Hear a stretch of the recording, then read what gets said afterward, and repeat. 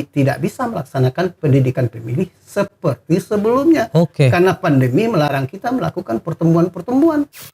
Meskipun dengan segala kondisi keterbatasan pada hari itu, kita alih strategi, kita maksimalkan medsos waktu itu. Maka seharusnya undang-undang memberikan ruang bagi kita melakukan pembersihan data secara fakta.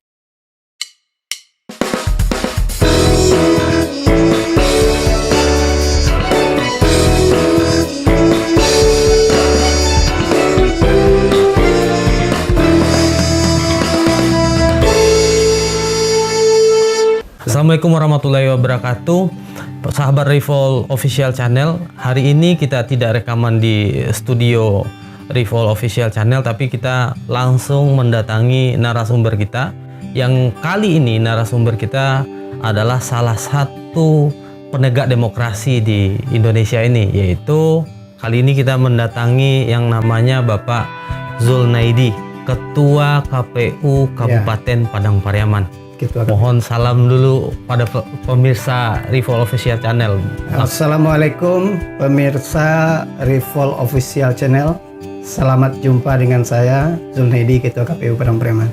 Baik, pemirsa, hari ini kita akan membahas tentang evaluasi dan proyeksi penyelenggaraan pemilu ke depan, yaitu pemilu 2024 ke depan, dan evaluasi terhadap penyelenggaraan pilkada 2020 yang lalu.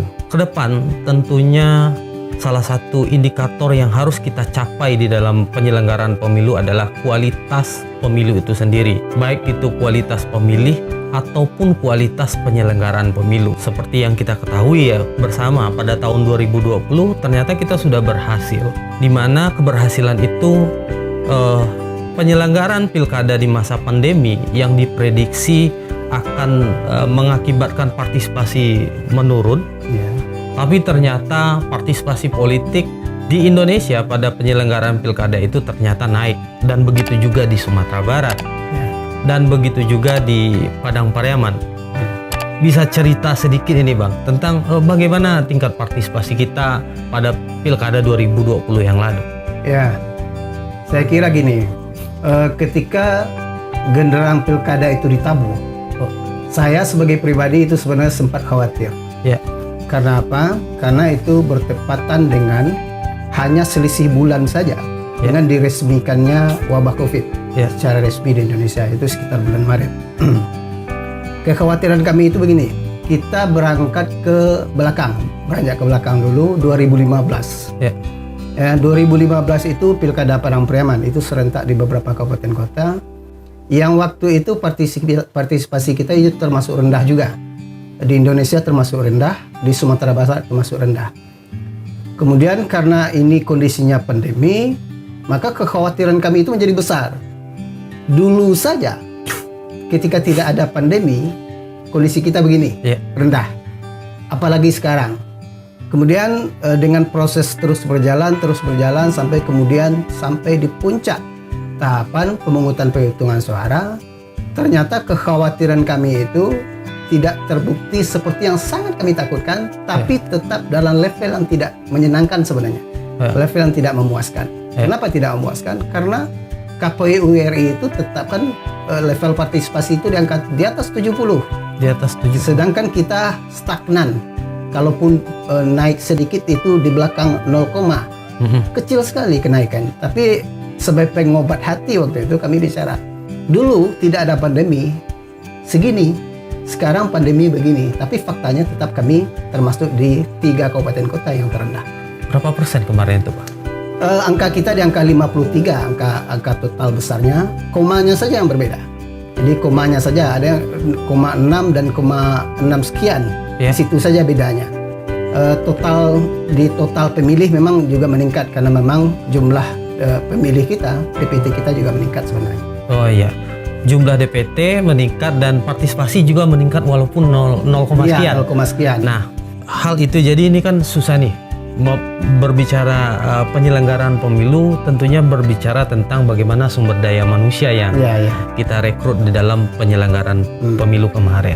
Lalu tidak hanya sekedar sumber daya manusia, bagaimana memotivasi sumber daya manusia yang ada tadi untuk bekerja lebih giat di masa pandemi dengan ketakutan, dengan isu dan lain sebagainya. Ini bagaimana kita lihatlah proses rekrutmen dulu sedikit. Sebelum rekrutmen saya bicara dulu. Kita mau bicara fakta bahwa pada hari ini kita berhadapan dengan pandemi, itu satu.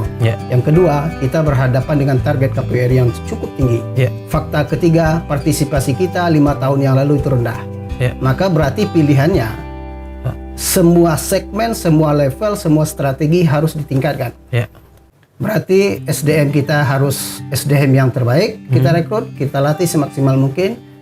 Kegiatan-kegiatan sosialisasi pendidikan pemilih kita tingkatkan, dan seterusnya. Namun persoalannya ada. Salah satu jalur utama untuk masuk meningkatkan partisipasi pemilih adalah pendidikan pemilih. Persoalannya kita tidak bisa melaksanakan pendidikan pemilih seperti sebelumnya. Karena pandemi melarang kita melakukan pertemuan-pertemuan, mengumpulkan massa, menggerakkan massa dan segala macam. Ini tantangannya. Ini tantangan terberat bagi kami waktu itu, sehingga kami alih strategi. Meskipun dengan segala kondisi keterbatasan pada hari itu, kita alih strategi, kita maksimalkan medsos waktu itu. Ya, kita manfaatkan medsos semaksimal mungkin. Kita mau waktu itu tiap hari selalu update. Update kegiatan, kemudian update narasi-narasi pendidikan pemilih di medsos kita. Sebenarnya akun Facebook kita, fanspage kita itu termasuk besar, 12.000 lebih. Di tingkat kabupaten kota se-Indonesia kita nomor 1 paling banyak pengikutnya. Maka kita manfaatkan itu.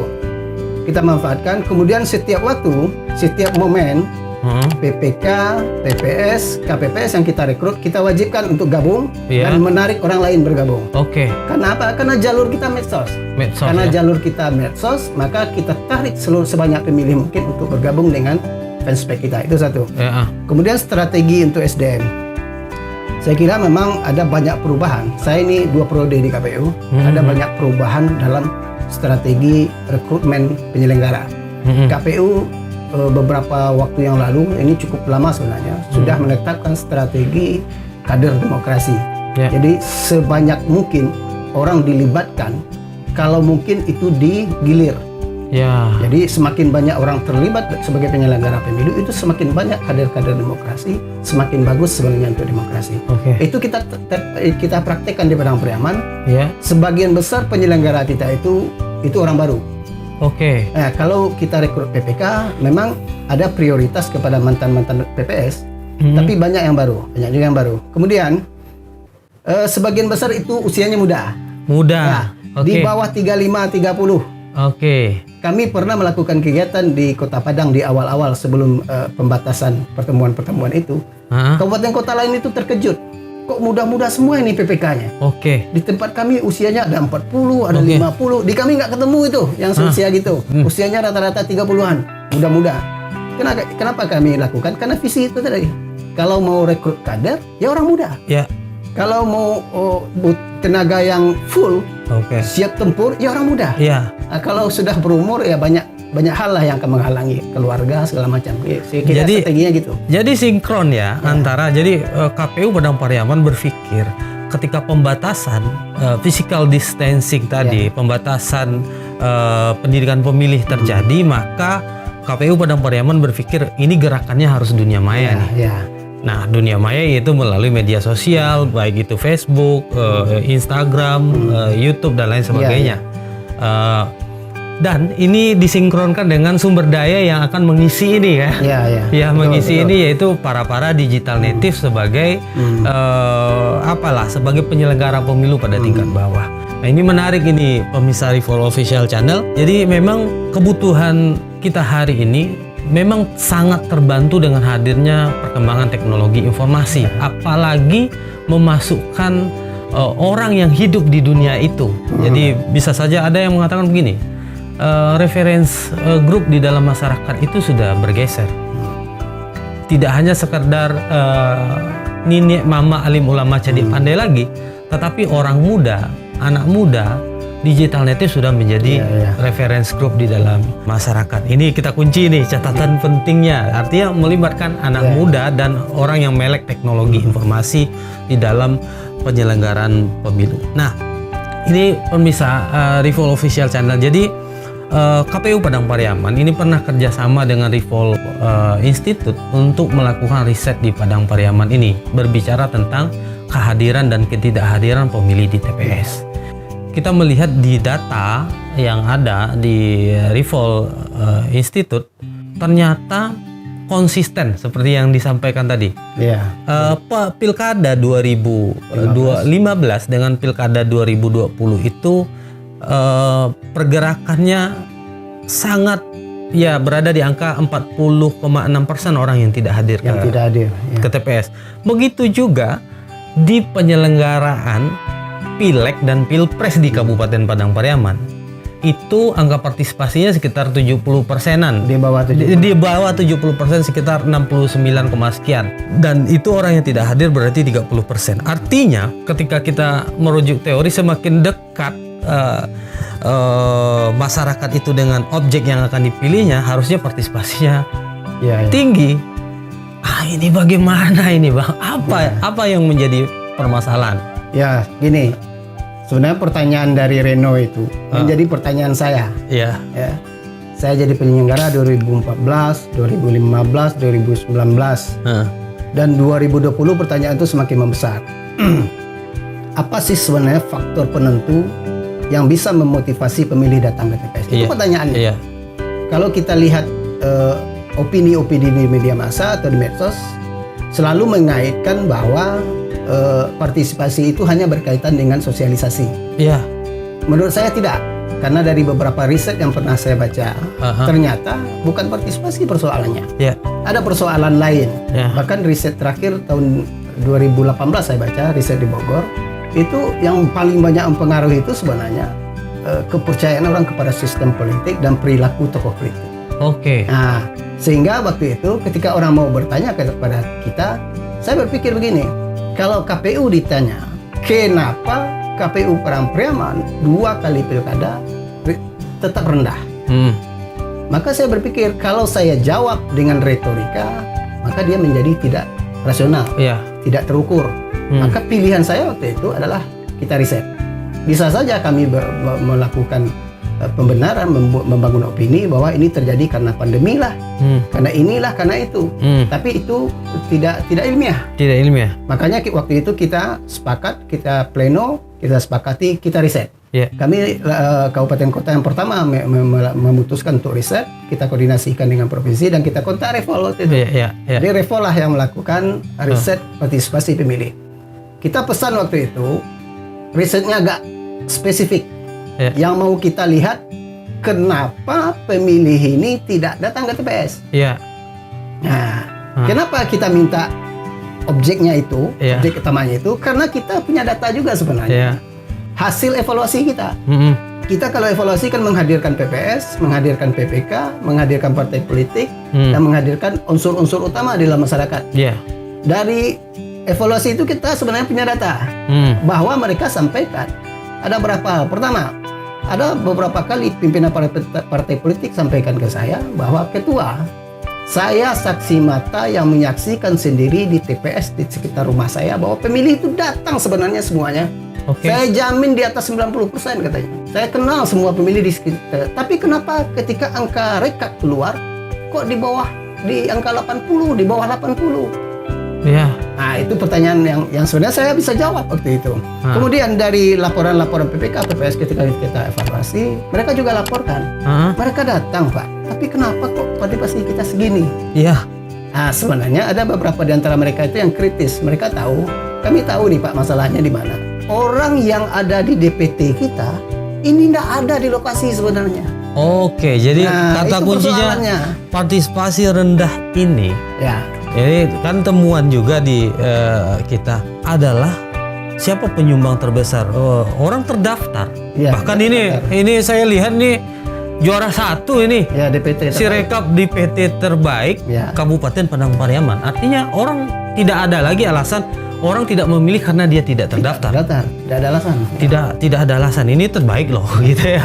Lalu orang terdaftar di DPT, tetapi dia tidak berada di lokasi. Ya. Nah, ini Karena kan banyak faktor. ya apa itu? Ya, makanya ketika Revol survei sesuai dengan permintaan kita, hasil yang dikeluarkan itu sebenarnya bagi kita tidak terlalu mengejutkan. Ya. Karena kita sudah punya data dari awal, tapi bukan data riset. Kalau data riset kita publikasikan tidak juga elok, karena juga bertentangan sebenarnya dengan prinsip-prinsip pemilu itu yang harus dijelaskan secara terukur. Ya, makanya kita minta riset. Makanya kalau tidak salah ada angka di sekitar 40% di antara pemilih yang tidak datang itu. Pemilih yang tidak datang sekitar 146.000. Di antara 146.000 itu sekitar 40% di atas data riset itu kan mengatakan pemilih itu memang tidak ada di lokasi. Dan data itu sudah ada di kita sebenarnya, itu sudah ada di pikiran kita. Kita tapi punya membuktikan data. ya. Kita buktikan.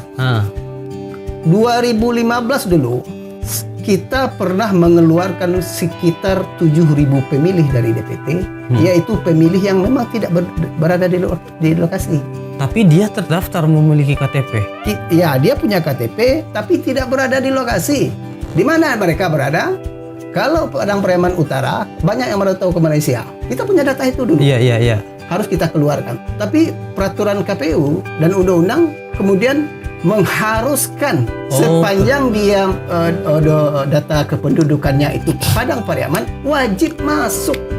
Itu di DPS. Itu di DPS awalnya dikeluarkan, Bang. Nah, itu di pemilu kita sebelumnya. Itu Oke. masih ada peluang waktu itu dikeluarkan sepanjang ada pernyataan dari keluarga yang bersangkutan bahwa dia berada di luar daerah dan tidak akan pulang.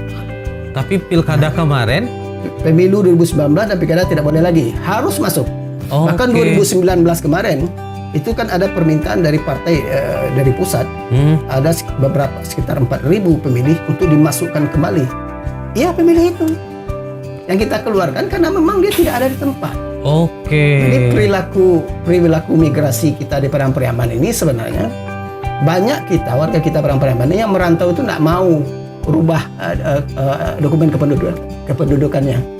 Masih pakai KTP Padang Pariaman mereka. Yang di Malaysia itu, yang di Singapura itu, yang di Jakarta segala macam itu masih KTP Padang Pariaman. Kita punya data itu. Iya, ini kan apa nih? Masih. Ini kan secara kultur juga kita kaji nih, Bang.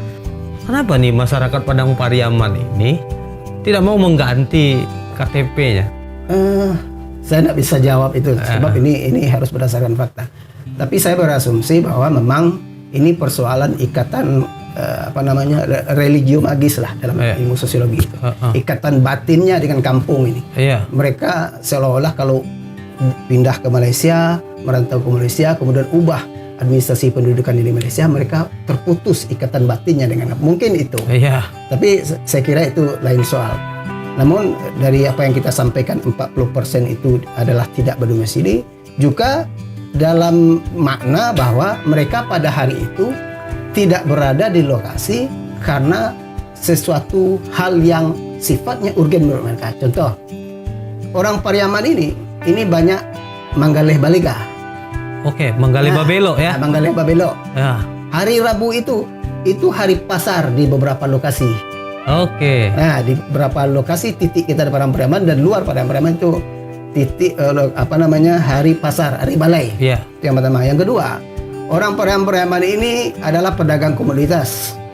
Kalau mau lihat orang Padang Pariaman berdagang komoditas, datanglah ke pasar raya jam 4 pagi. Itu banyak sekali orang Padang Pariaman. Komoditas ini maksudnya? Komoditas kebutuhan sehari-hari. Kelapa, ada pisang, segala macam lah. Di pasar raya Padang nih? Pada jam 4 pagi mereka sudah ada di situ. Mengantarkan barang, kemudian jual beli, jam 5, jam setengah 6 mereka balik ke kampung, tidur. Jadi ada faktor-faktor ekonomi yang menyebabkan mereka tidak berada di lokasi. Dan itu kan terungkap itu waktu riset. Saya lupa angka persisnya, dari kisaran 30-an berapa waktu itu angka riset menyebutkan mereka ini tidak ada di tempat karena apa? Dagang ya. Nah, dagang keluar dari lokasi. Keluar meskipun di dalam provinsi. Meskipun dalam kabupaten. Bisa jadi dia ke kecamatan lain. Karena di situ pasar atau balai. Nah, itu faktor itu yang terungkap begitu itu kan. Yang juga ada karena faktor pendidikan. Walaupun pada hari itu sebenarnya mahasiswa diliburkan. Tapi tetap ada juga nih mahasiswa ini yang tetap tinggal tempat kosnya. Iya. Itu kan juga terungkap itu di riset. Sehingga itulah gambarannya. Jadi artinya ada masyarakat yang merantau. Ya. Merantau tapi dia masih terdaftar. Ya. Apakah jadi ini kita temukan ternyata misalnya begini. Orang yang merantau Padang Pariaman ini lebih cenderung bekerja pada sektor informal. Ya. Sehingga dia tidak perlu mengurus administrasi kependudukan itu di tempat rantau. Kecuali dia mau bekerja pada sektor formal, misalnya dia bekerja mendaftar sebagai pegawai negeri di perusahaan, tentunya dia harus memiliki KTP di tempat tersebut. Apakah ini memang benar, Bang? Menurut saya bisa saja. Ini contoh sederhana. Kalau kita pergi ke Jakarta, ada beberapa pasar itu kan didominasi orang Minang, orang Pariaman itu, kayak Cipulir dan segala macam. Saya kira tidak ada urgensi bagi mereka untuk pindah domisili. Oke. Ya kan? Tidak ada urgensinya mereka. Toh KTP mereka juga tidak akan diperiksa di sana. Ya, tidak ada keharusan kalau KTP-nya KTP DKI dilarang dagang kan enggak juga. Bisa jadi karena waktu itu mereka enggak menganggap tidak penting. Ini juga pernah kita diskusikan sebenarnya dengan Disduk Capil. Iya. Saya sampaikan pada Disduk Capil waktu itu sebenarnya harus ada terobosan. Ya, terobosan. Apakah ini kebijakan atau dipayungi oleh undang-undang agar untuk memastikan bahwa proses migrasi yang memang menetap di luar daerah itu memang harus dikontrol. Yeah. Nah, ketika orang keluar dari Padang Pariaman untuk hitungan tahunan itu sebenarnya harus lapor. Oke. Agar apa? Agar mereka bisa diketahui identitas kependudukannya ini bagaimana sebenarnya. Kemudian saya juga pernah sampaikan dalam salah satu forum, ada dilema sebenarnya di tingkat kita penyelenggara ini, di tingkat kabupaten ini terkait dengan data pemilih ini. Dilemanya salah satunya itu, ada data-data yang tidak bisa kita kondisikan untuk dikeluarkan atau dimasukkan karena memang tidak di level kewenangan kita, levelnya level undang-undang. Maka seharusnya undang-undang memberikan ruang bagi kita melakukan pembersihan data secara fakta. Kebijakan hukum kita kan data pemilih berbasis data kependudukan.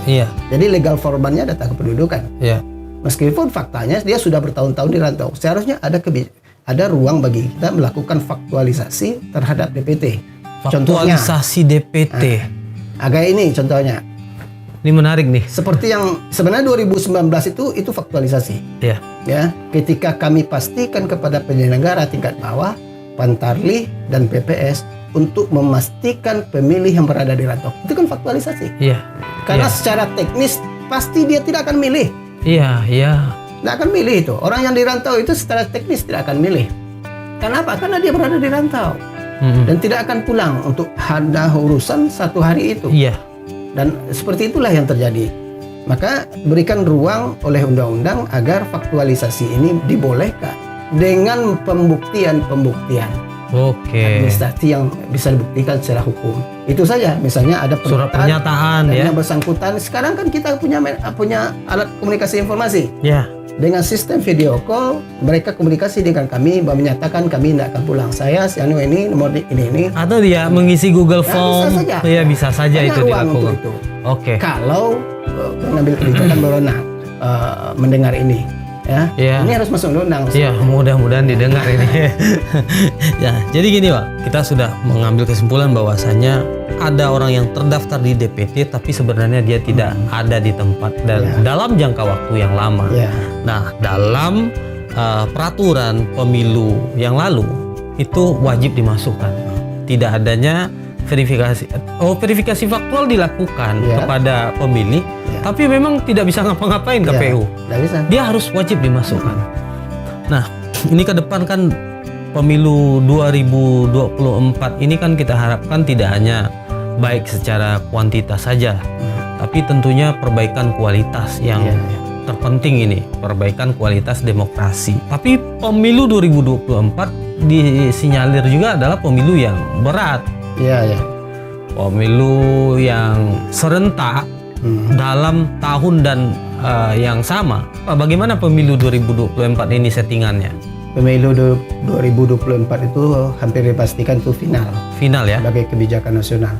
Hanya tinggal menunggu putusan DPR dalam tahun ini. Mudah-mudahan Oktober ini selesai untuk memastikan kapan tahapan itu dimulai, kapan hari pencoblosannya itu dilaksanakan. Jadi hari pencoblosan belum ada ini ya, Ya, Pak? belum.